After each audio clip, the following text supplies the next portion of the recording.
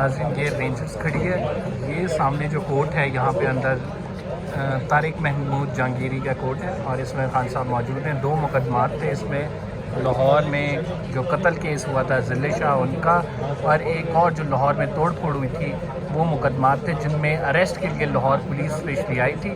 लेकिन उन मुकदमात में प्रोटेक्टिव बेल खान साहब को मिल गई है, मंडे तक की तारीख दी गई है। अभी यहाँ से निकल कर खान साहब जाएंगे। अब तकरीबन तमाम मुकदमात जो हैं इमरान खान साहब को उसमें उनकी हिफाजत ज़मानत प्री अरेस्ट बेल जो है मंजूर कर दी गई है।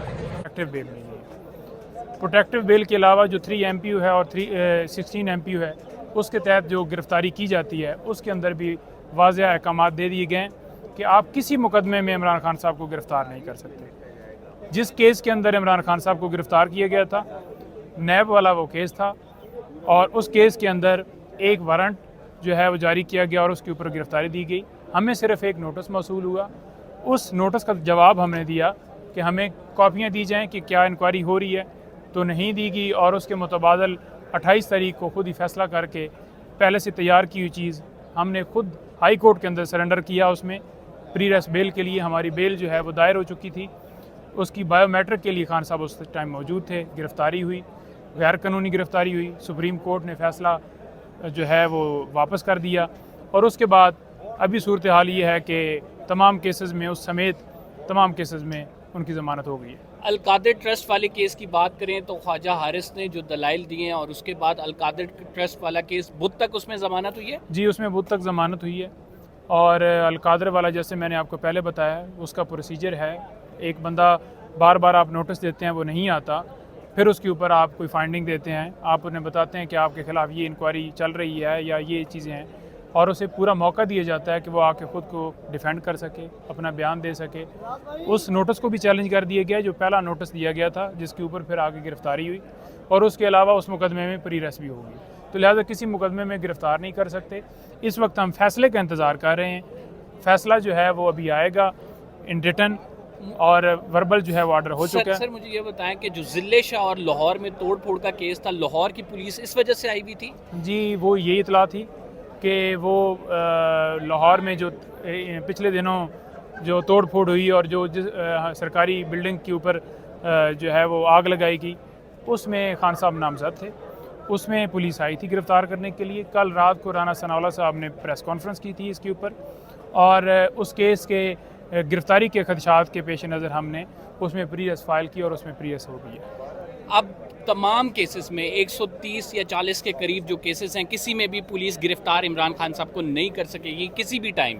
बिल्कुल किसी टाइम भी नहीं कर सकेगी। प्रोग्राम अभी हमारा फ़िलहाल जो अभी तक है कि हम बनी गाला जाएँ, और ख़ान साहब की जो सिक्योरिटी है, ख़ान साहब की जो गाड़ियाँ हैं बुलेट प्रूफ, उनको मंगवाने के लिए रब्ता कर रहे हैं कि हम उनको जो अपनी उनकी गाड़ियाँ हैं और उनका जो अपना स्टाफ और सारा हम खुद साथ जाएंगे, पूरी प्रोटेक्शन देंगे, और इंशाअल्लाह अल्लाह ताला खैर करे। ख़ान साहब हर जगह पे कानून की बालादस्ती के लिए बेशुमार आपने देखा होगा कि लास्ट मंथ्स जो हैं हर अदालत में पेश हुए हैं, चाहे वो लाहौर उन्हें पेश होना पड़ा है, इस्लामाबाद पेश होना पड़ा है, दिन में 2-2 दफ़ा पेश होना पड़ा है, 10-10 मुकदमात में वो पेश हो रहे हैं।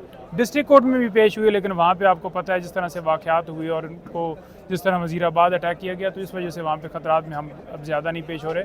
तो खान साहब का बिल्कुल मोराल बुलंद है, और जो है खान साहब ने बाकायदा तौर पर जब हम कोर्ट के अंदर मौजूद थे वाज़ेह ये कहा, एक सहाफ़ी ने सवाल किया कि खान साहब अब आपका क्या आज़म है, तो उन्होंने कहा कि ये जो रूल ऑफ़ लॉ की जंग थी, आज़ादी की तहरीक थी, इसमें मेरा पहले भी ये मौक़िफ़ था और अब भी यही है कि गिरफ़्तारी क्या, मेरी जान भी हाज़िर है, और मेरी अगर जान भी जाती है तो मैं रूल ऑफ़ लॉ के लिए आखिरी सांस तक लड़ता रहूँगा। मुझे ये बताएं कि कल खान साहब की जो स्पेशल मुलाकात रही है लीगल टीम से, काफ़ी लंबी रही है, फिर आरिफ अलवी साहब से भी मुलाकात हुई, आप भी वहाँ पे मौजूद थे? हाँ जी, मैं भी वहाँ पे था, और आरिफ अलवी साहब भी थे, और भी हमारे लीगल टीम के मेम्बरान मौजूद थे, और वहाँ पे खान साहब से हमारी को 2 या ढाई घंटे मुलाकात हुई।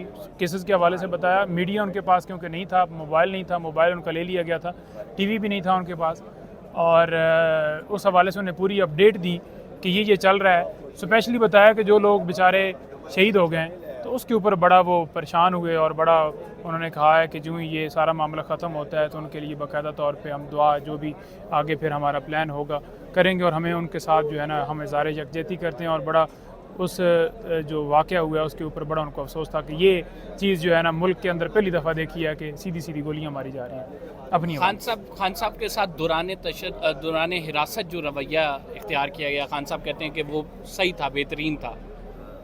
दौरान हिरासत खान साहब ने ये कहा कि देखें रवैया आप सबसे पहले आपने देखना है कि जब हाई कोर्ट के अंदर थे वकला को मुझे वहाँ पे डंडे मारे गए और फ़ौरन ही ब्लीडिंग वहाँ पे शुरू हुई, खान साहब को इसी तरह डंडा मारा और जिस तरह से पकड़ के ले गए हैं जैसे बड़ा कोई दहशतगर्द है। हम तो किसी जगह पे रजिस्टर नहीं कर रहे थे, हम तो कहते थे कि लीगल गिरफ्तारी बेशक आज कोर्ट कहती कि ठीक है जी इस केस के अंदर है, उस दिन कोर्ट ने ऑर्डर किए और खान साहब चले गए, किसी ने कोई उसमें नहीं किया। तो ना खान साहब कभी उन्होंने उकसाया आवाम को कि आप सरकारी इमलाक के ऊपर ये लेकिन सर जो सरकारी इमलाक को नुकसान पहुंचा है, लोगों की प्रॉपर्टी को नुकसान पहुंचा है, इस हवाले से खान साहब ने कुछ कहा? देखें इस हवाले से उन्हें भी वाज़ेह तौर पे पहले पता चल चुका था कि हमारी पार्टी के जो वर्कर्स हैं उनमें ऐसे लोग मौजूद थे जो पीटीआई का झंडा उठा के जिन्होंने वहाँ पे ये सारा फसाद बर्पा किया और जिन्होंने वहाँ पे ये सारी कार्रवाइयाँ डाली, उनका पाकिस्तान तरीके इंसाफ से कोई तलक नहीं है। खान साहब ने ये कहा है? जी उनका कोई तलक नहीं कि सरकारी इमलाक को नुकसान पहुँचाना, सरकारी इमलाक के ऊपर हमला करना। उन्होंने कहा ये बिल्कुल ये गलत है, ना मैंने किसी को ऐसा कहा है।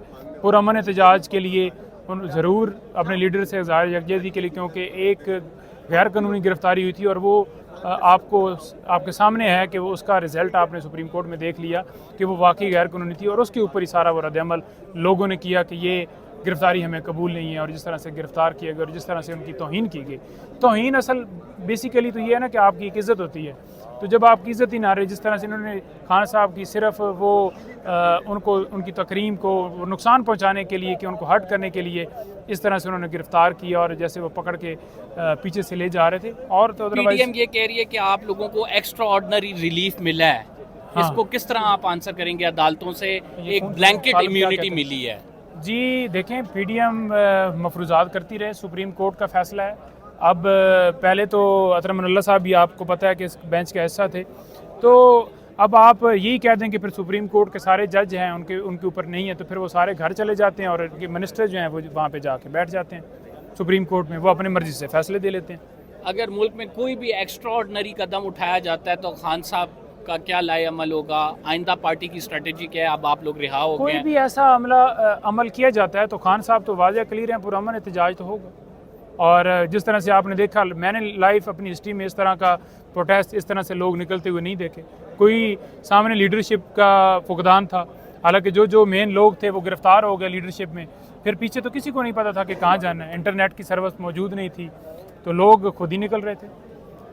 ठीक, बहुत बहुत शुक्रिया। आपकी सेहत के बारे में हम जानना चाहेंगे, आपको चूंकि चोटें आई थी तो आप बेहतर है? बस ठीक है। खान साहब को कहा है कि ये तो कोई नहीं है, बल्कि चीफ को भी मैंने कहा था, मैं चीफ साहब को कहा था कि मैं हाई कोर्ट के अंदर मौजूद था उस दिन और 10 बजे तक यही बात होती रही कि मैंने कहा कोई नहीं, ज़ख्म आ गए, खैर है, लेकिन सबसे ज़रूरी जो चीज़ है वो ये है कि खान साहब को प्रोड्यूस किया जाए। कोई नहीं, ये तो चलता रहता है, हम तैयार हैं फिर भी तैयार हैं। नहीं, मैदर साहब हमारे साथ मौजूद थे और वो ये कह रहे थे कि हम फिर भी तैयार हैं। किधर